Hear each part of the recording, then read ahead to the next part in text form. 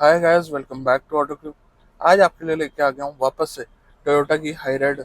But आज की गाड़ी में कुछ फ़र्क है, कुछ चीज़ें कम है और कुछ चीज़ें ज़्यादा हैं।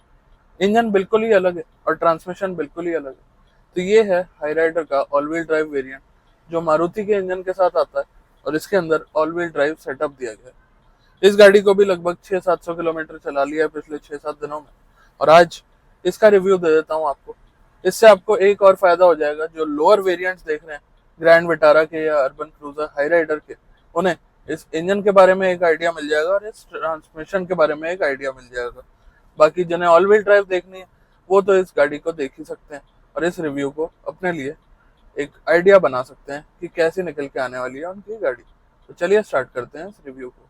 तो चलिए दोस्तों, स्टार्ट करते हैं इस ड्राइव रिव्यू को और आपको बताते हैं इस टोयोटा की हाई राइडर, जो कि अपने ऑल व्हील ड्राइव सेटअप के साथ आती है, इसके बारे में सभी डिटेल्स। और साथ ही आपको आइडिया तो मिल ही जाएगा कि मैनुअल ट्रांसमिशन और मारुति का ये के सीरीज का इंजन कैसा परफॉर्म करता है अपनी इस गाड़ी के अंदर। तो अगर आप इन दोनों में से कोई भी गाड़ी कंसिडर कर रहे हैं, जो कि है ग्रैंड विटारा और टोयोटा की हाई राइडर, तो आपको पूरा एक आइडिया मिल जाने वाला है आज की इस वीडियो में। प्लस अगर आप हाइब्रिड का रिव्यू देखना चाह रहे हैं तो उसका रिव्यू मैंने अलग से बना दिया है। एडिशनली अगर बात करते हैं तो नाइट ड्राइव रिव्यू मैंने इस गाड़ी पर नहीं दिया, क्योंकि सेम लाइटिंग सेटअप ये शेयर करती है जो मेरे पास हाई राइडर हाइब्रिड आई थी, तो उसका नाइट ड्राइव रिव्यू मैंने आपके साथ ऑलरेडी शेयर करा हुआ है। चलिए, अब ये सभी बातें हो गई, एक और चीज़ आपको बता देता हूँ। तो ऑल व्हील ड्राइव के अंदर आपको सिर्फ एक यही वेरिएंट देखने को मिलता है जो मैं चला रहा हूँ, और कोई वेरिएंट ऑप्शन इसके अंदर नहीं है।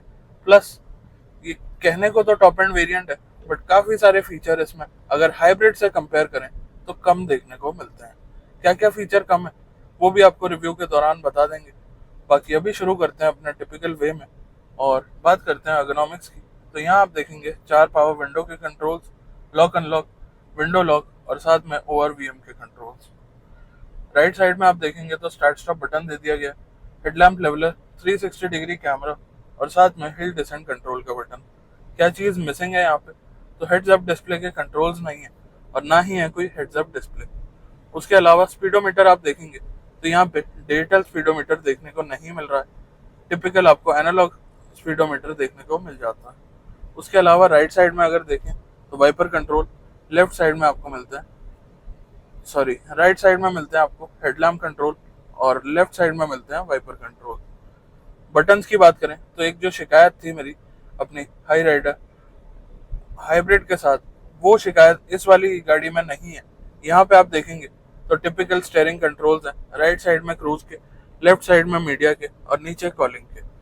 बाकी स्टेयरिंग यहाँ पे भी लेदर रैप्ड है, सिल्वर एक्सेंट्स हैं और राउंड स्टेयरिंग दिया गया है, कोई फ्लैट बॉटम स्टेयरिंग यहाँ पे नहीं है। अब आ जाते हैं अपने टच स्क्रीन की तरफ।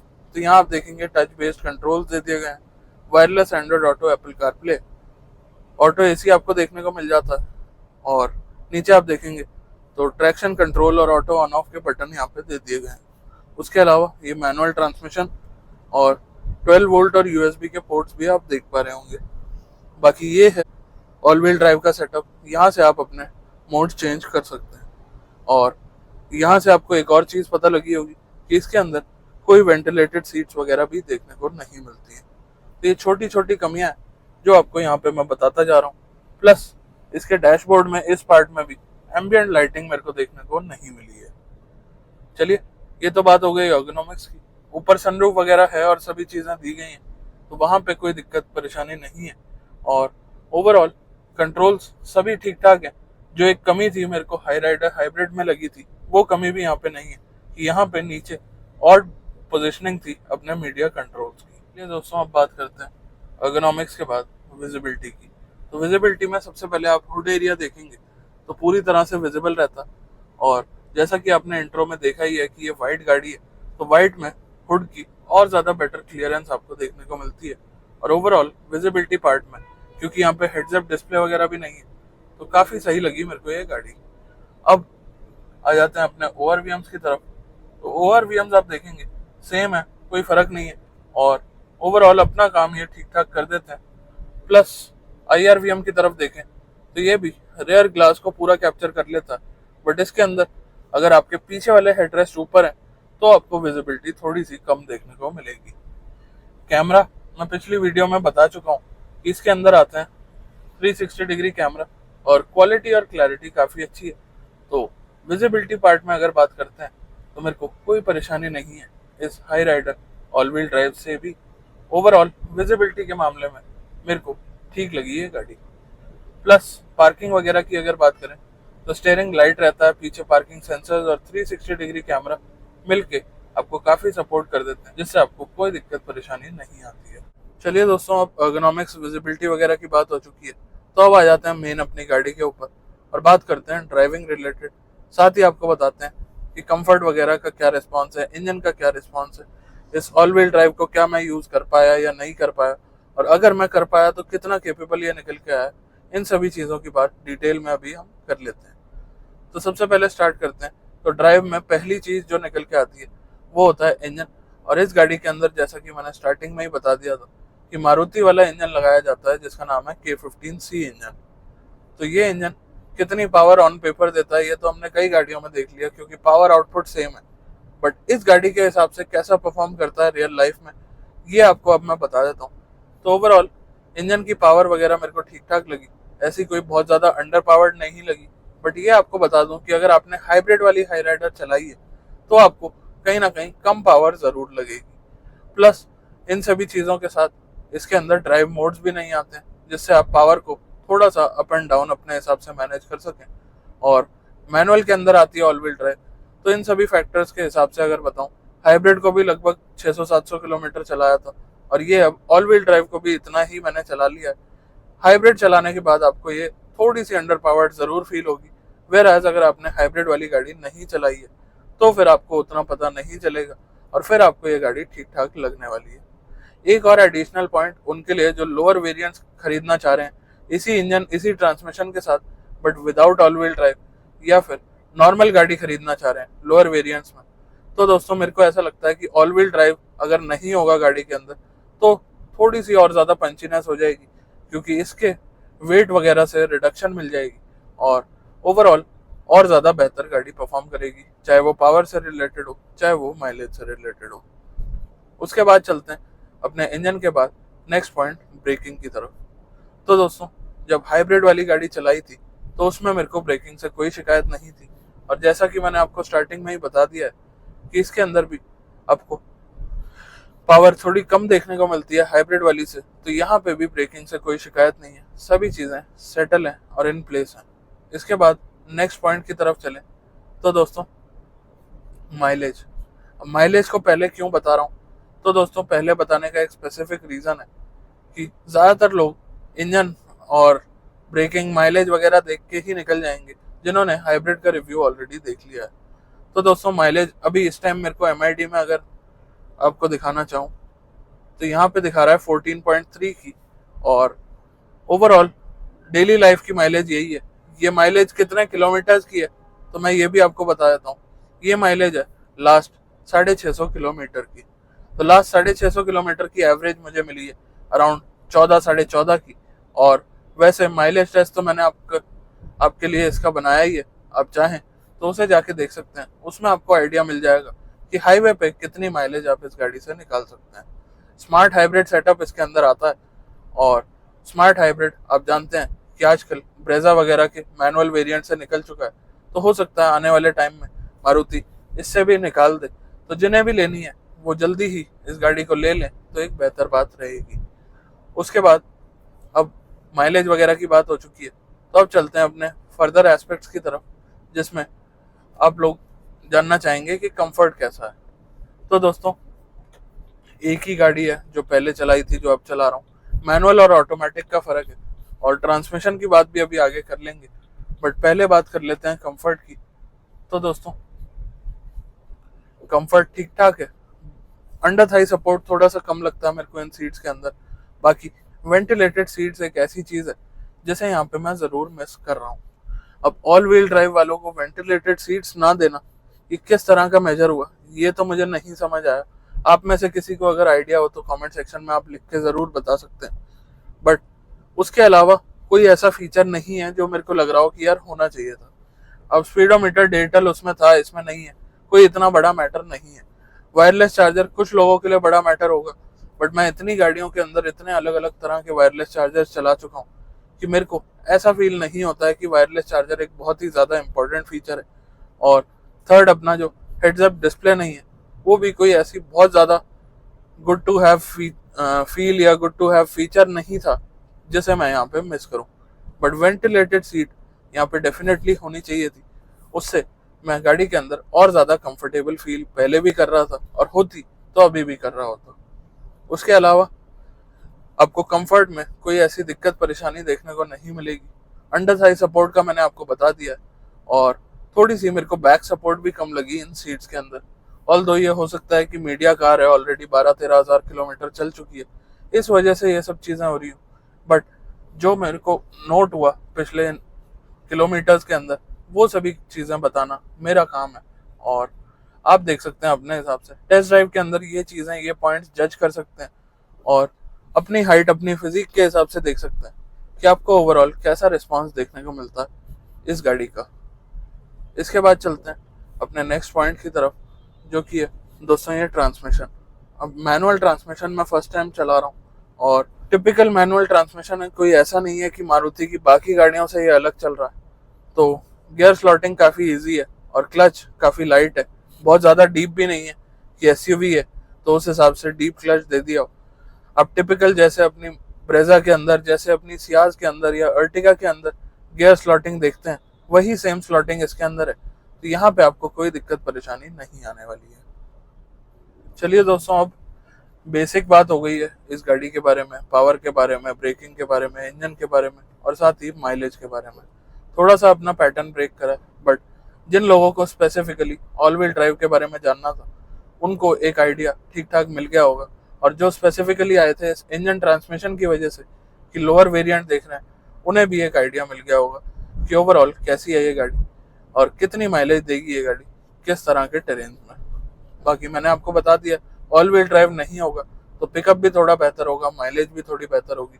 अब आ जाते हैं इस ऑल व्हील ड्राइव के ऊपर स्पेसिफिकली बात कर लेते हैं कि ओवरऑल क्या रिस्पॉन्स है। तो दोस्तों, ऑल व्हील ड्राइव एक्सपीरियंस करने का मौका वैसे जनरल कंडीशंस में हमें नहीं मिलता, but I was lucky enough कि बारिश हुई और घास वगैरह में लोगों की गाड़ियां फंसनी चालू हो गई। अब घास में लोग अपनी गाड़ी क्यों ले जा रहे थे? तो दोस्तों, मोटो जीपी हुआ था रिसेंटली, और उसकी पार्किंग, जितने भी लोग गए होंगे ग्रेटर नोएडा के अंदर, वो पार्किंग घास में थी और बारिश की वजह से वहाँ ग्राउंड में, घास में, सब जगह स्लश वगैरह बन गया था और फ्रंट व्हील ड्राइव गाड़ियों ने बहुत ही ज़्यादा स्ट्रगल करा और काफ़ी सारी गाड़ियाँ तो उस पार्किंग के अंदर फंस भी गई। तो मैं लकी था कि एक तो बारिश हो गई, ऑल व्हील ड्राइव टेस्ट करने का मौका मिल गया, प्लस सामने सामने मैंने अपने देखा कि लाइव गाड़ियाँ फंस रही हैं और सारी गाड़ियाँ मोस्टली थी फ्रंट व्हील ड्राइव। तो मेरे अंदर थोड़ा सा कॉन्फिडेंस था कि ऑल व्हील ड्राइव है, कुछ तो गाड़ी कर पाएगी, और वहाँ पे काम आया इसका ओवरऑल ये ऑल व्हील ड्राइव सेटअप, और गाड़ी ने काफ़ी अच्छा परफॉर्म करा, वहाँ से मेरे को निकाल दिया। अब इसके मोड्स की बात करें तो इसके अंदर यहाँ पे आपको दिखाई देगा, तो स्पोर्ट मोड आता है और स्नो मोड आता है। उसके अलावा आपका एक ऑटो मोड आता है जिसमें ये मोस्टली खुद ही रहती है, प्लस एक लॉक का बटन आपको यहाँ पे दिख रहा है। तो ये 3-4 एस्पेक्ट हैं, बट ओवरऑल जिस तरीके से मैं वहाँ से निकल पाया वो आपको बता देता हूँ। पूरी प्रॉपर कीचड़ थी वहाँ, और फ्रंट व्हील ड्राइव गाड़ी के निकलने का चांस एक्चुअल में काफ़ी ज़्यादा कम था। वो मेरे को तब पता चला जब मैंने इस गाड़ी को एग्जैक्ट सिचुएशन में डाला और स्नो मोड के अंदर लॉक करने के बाद काफ़ी मुश्किलों के बाद ये गाड़ी भी वहाँ से निकल पाई है। तो आप सोच सकते हैं, एक ऑल व्हील ड्राइव होने के बाद भी इस गाड़ी को भी कहीं ना कहीं थोड़ा बहुत वहाँ पे स्ट्रगल करना पड़ा है। तो एक फ्रंट व्हील ड्राइव गाड़ी का या एक रेयर व्हील ड्राइव गाड़ी का वहाँ पे क्या हाल हो रहा होगा। खैर, ओवरऑल मेरे को ऑल व्हील ड्राइव सेटअप कहीं ना कहीं कैपेबिलिटी दिखाई दी, और कहीं ना कहीं एक कॉन्फिडेंस भी था कि ये गाड़ी वहाँ से निकल जाएगी। तो ये सब चीज़ें करके मैं इसे टेस्ट कर पाया, और ओवरऑल मैं सेटिस्फाइड हूँ इस ऑल व्हील ड्राइव की परफॉर्मेंस के साथ, क्योंकि ऑल व्हील ड्राइव ऑप्शंस आपको बहुत कम देखने को मिलते हैं। 20 लाख रुपए के आसपास ये गाड़ी ऑन रोड कॉस्ट करती है दिल्ली में, और इतने में ही आपको थार वगैरह देखने को मिलती हैं आजकल जो टॉप मॉडल आते हैं थार वगैरह के। मैं 4x4 से इसे बिल्कुल कंपेयर नहीं कर रहा हूँ। सुजुकी की जिमनी आती है इसी बजट के अंदर, जो कि 17-18 लाख रुपए का है, बट ओवरऑल इसकी जो फील है, इसे डेली ड्राइविंग की जो फील है, अगर आप उतने ज़्यादा एक्सट्रीम्स में नहीं जाते हैं कि आपको अप्रोच एंगल डिपार्चर एंगल से फ़र्क पड़े, तो ऑल व्हील ड्राइव आप ही के लिए है। उसके अलावा बात करते हैं तो दोस्तों, अब हाईवे पे चल रहा हूँ तो हैंडलिंग कैसी है? हैंडलिंग बिल्कुल ओके है गाड़ी की, और कोई ऐसी दिक्कत परेशानी नहीं है। हाई स्पीड स्टेबिलिटी की बात करें तो 80 टू 90 की स्पीड पर मैं मैन्यूवर कर रहा हूँ गाड़ी को, और एज सच कोई दिक्कत परेशानी गाड़ी के साथ नहीं है। बाकी टायर्स की अगर बात करें तो इसके अंदर M&S टायर आते हैं जो कि मड एंड स्नो के हिसाब से केपेबल होते हैं, और उतने ज़्यादा अग्रेसिव ये दिखते नहीं है, बट डेफिनेटली ये काम वैसा कर जाते हैं कि आपको थोड़ा सा और ज़्यादा रगेडनेस मिल पाए। तो इन टायर्स का क्या रिस्पॉन्स है? तो दोस्तों, NVH लेवल्स सेम वैसे ही हैं जैसे अपने हाइब्रिड के अंदर थे, बट क्योंकि यहाँ पे EV मोड नहीं है तो वो फर्क आ जाता है। ओवरऑल अगर बात करता हूँ तो इंजन नॉइज सिर्फ हाई RPMs पे आती है, बट ये इंजन उससे ज़्यादा रिफाइंड है, उससे ज़्यादा बेटर है, तो उतनी नॉइज इसके अंदर नहीं आती है, और ये 4 सिलेंडर इंजन है। प्लस वाइब्रेशन की बात करें तो मारुति के इस K15C इंजन के अंदर वाइब्रेशन नहीं है, और हार्शनेस तो पेट्रोल इंजन के अंदर वैसे भी नहीं होती है। तो ओवरऑल अगर सिर्फ इंजन की बात करें, रिफाइनमेंट की बात करें, या नॉइज लेवल्स की बात करें, तो ये इंजन कहीं ना कहीं थोड़ा सा बेहतर ही निकल के आता है अपने जो हाइब्रिड वाले इंजन है उससे, क्योंकि वो 3 सिलेंडर इंजन है और थोड़ा सा अनरिफाइंड है, वेर एज ये मारुति का ट्यून किया गया काफ़ी अच्छा इंजन है, और काफ़ी लंबे समय से काफ़ी सारी गाड़ियों के अंदर ये सर्व कर रहा है। बाकी उसके अलावा अगर बात करें तो दोस्तों, मैन्यूवरेबिलिटी में इसका जो बोनट की विजिबिलिटी है और व्यू है, ये चीज़ें काफ़ी ज़्यादा सपोर्ट करती हैं, और आपको एज सच कोई दिक्कत परेशानी नहीं आती है इस गाड़ी को डेली लाइफ में यूज़ करने में। और एक और एडिशनल पॉइंट बता दूं आपको इस गाड़ी के बारे में, तो इस गाड़ी को जब आप खरीदेंगे या देखेंगे तो शायद आपको ये गाड़ी उतनी ज़्यादा बड़ी ना लगे। आप सोचेंगे कि क्रेटा वाली सेगमेंट है, या टिपिकल SUV सेगमेंट जो इंडिया में सबसे ज़्यादा बिक रहा है वो है। बट जब आप इस गाड़ी को डेली लाइफ में यूज़ करेंगे तो आप एक चीज़ नोट करेंगे कि इसकी जो हुड विजिबिलिटी है प्लस अपना डैशबोर्ड एरिया है, ये काफ़ी ज़्यादा बड़ा है। तो आप जब इस गाड़ी को डेली चलाते हैं तो आपको ये गाड़ी डेफिनेटली थोड़ी बड़ी फील होती है। अब ये बड़ी फील होना कुछ लोगों के लिए एक बड़ी बात है, और कुछ लोगों के लिए एक नॉर्मल सी बात है, और कुछ लोगों के लिए ये नेगेटिव भी हो सकता है कि छोटी गाड़ी आपको बड़ी फील हो रही है। ये चीज़ आपको टेस्ट ड्राइव में अपने हिसाब से जज करनी पड़ेगी। अदरवाइज अगर बात करते हैं तो मेरे को ये जो गाड़ी थोड़ी बड़ी फील होती है वो काफ़ी ज़्यादा पसंद आया, क्योंकि हर किसी का बजट नहीं होता है एक बड़ी गाड़ी या एक नेक्स्ट सेगमेंट पे जंप मारने का। बट अगर छोटी गाड़ी में ही वो बड़ी वाली फील आ जाए तो मेरे हिसाब से इसमें कोई बुराई भी नहीं है।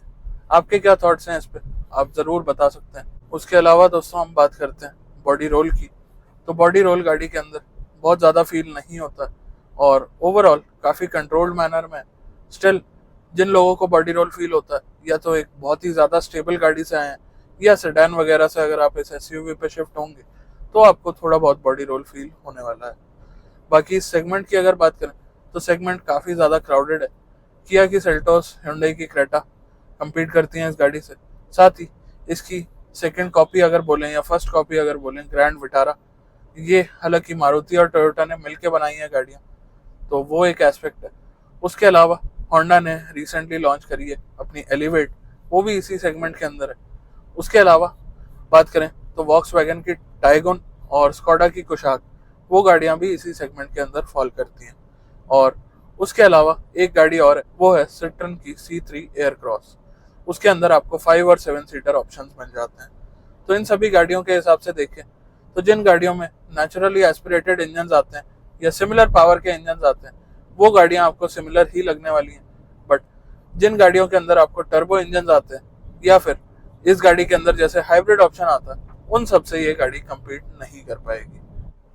ओवरऑल अगर बात करते हैं तो मैंने आपको बता दिया सभी चीज़ों के बारे में, और स्टिल अगर आपका कोई डाउट रह गया हो हाई राइडर के बारे में या किसी भी और गाड़ी के बारे में जो आप मेरे से क्लियर करना चाहते हो, तो आप कमेंट सेक्शन खुला है, वहाँ पे पूछ सकते हैं, मैं आपका जवाब ज़रूर दे दूंगा।